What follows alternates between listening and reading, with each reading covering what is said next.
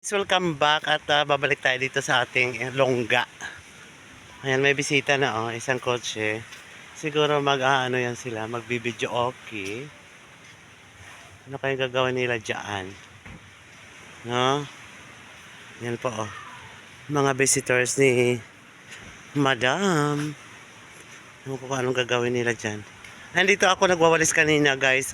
Continuous tayo dito sa aking pagbibideo kasi nga sobrang daming mga nagkanda hulog-hulog na mga dahong to yung dahon. Kaya kawawa naman si Manong Daming, no? Siya lang man ay hands-on dito sa pagwawalis, lalo na pag wala siyang pasok sa hospital, ay sa government hospital po yan nagtatrabaho. Yan po, dito po ako nagsisiga. Dito po ay kanilang lupain at medyo malapad po ito. Hanggang yan, may baka pa po. Yung baka na yan, kakatayin na yan sa 16 sa birthday naman ni Kuya Tom, Kuya Shim. No, ayan po, yung baka na yan. Yan yung handa. Yan, dyan kami magluluto. Sana hindi pa ako matuloy papuntang kung saan mag-i-area. Mula sa Aid Foundation. So, kailangan po dito tayo. Tulong muna tayo dito kay Manong Daming. Ito naman kabila dito may bahay na to. Resort dito ni Manang Angelic. Na ang asawa naman niya is foreigner. So dito namang banda ay kay Manong. Ito hanggang doon sa kabila.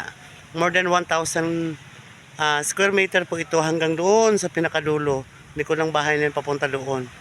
Lupa nila yan. So matagal-tagal na yan. Ayan nauupos na yung aking pagsisiga. Kahoy na yan. Yan naglalakihan ng mga talisay. Dati kasi dito yung talisay na to, ang liliit pa. Isa din ako dito sa nagtanim nitong mga talisay na to. So ngayon, tumangkad pa sa akin. Charot. Ayan po.